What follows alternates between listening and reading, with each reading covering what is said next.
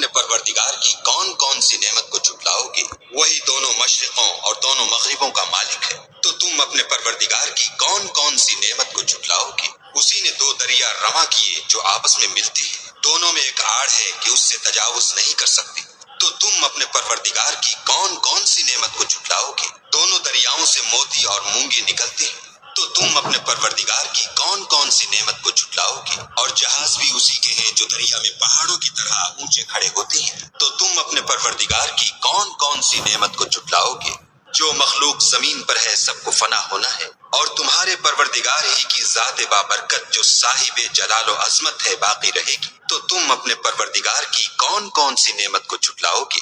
آسمان اور زمین میں جتنے لوگ ہیں سب اسی سے مانگتے ہیں، وہ ہر روز کام میں مصروف رہتا ہے، تو تم اپنے پروردگار کی کون کون سی نعمت کو جھٹلاؤ گے؟ اے دونوں جماعتوں، ہم ان قریب تمہاری طرف متوجہ ہوتے ہیں، تو تم اپنے پروردگار کی کون کون سی نعمت کو جھٹلاؤ گے؟ اے گروہ جن و انس، اگر تمہیں قدرت ہو کہ آسمان اور زمین کے کناروں سے نکل جاؤ تو نکل جاؤ، اور زور کے سوا تو تم نکل سکنے ہی کہ نہیں، تو تم اپنے پروردگار کی کون کون سی نعمت کو جھٹلاؤ گے؟ تم پر آگ کے شعلے اور دھواں چھوڑ دیا جائے گا تو پھر تم مقابلہ نہ کر سکو گے، تو تم اپنے پروردگار کی کون کون سی نعمت کو جھٹلاؤ گے؟ پھر جب آسمان پھٹ کر تیل کی تلچھٹ کی طرح گلابی ہو جائے گا تو وہ کیسا ہولناک دن ہوگا، تو تم اپنے پروردگار کی کون کون سی نعمت کو جھٹلاؤ گے؟ اس روز نہ تو کسی انسان سے اس کے گناہوں کے بارے میں پرسش کی جائے گی اور نہ کسی جن سے، تو تم اپنے پروردگار کی کون کون سی نعمت کو جھٹلاؤ گے؟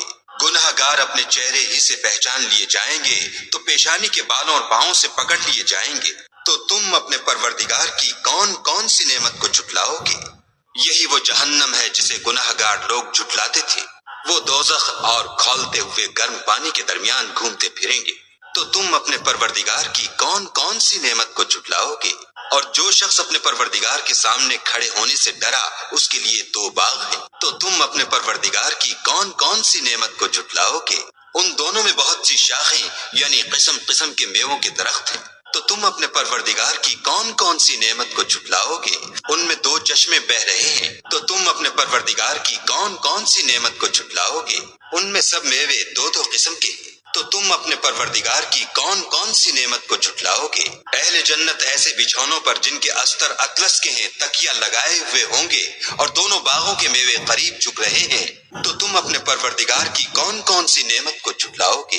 ان میں نیچی نگاہ والی عورتیں ہیں جن کو اہل جنت سے پہلے نہ کسی انسان نے ہاتھ لگایا اور نہ کسی جن نے، تو تم اپنے پروردگار کی کون کون سی نعمت کو جھٹلاؤ گے؟ گویا وہ یاقوت اور مرجان ہے، تو تم اپنے پروردگار کی کون کون سی نعمت کو جھٹلاؤ گے؟ نیکی کا بدلہ نیکی کے سوا کچھ نہیں ہے، تو تم اپنے پروردگار کی کون کون سی نعمت کو جھٹلاؤ گے؟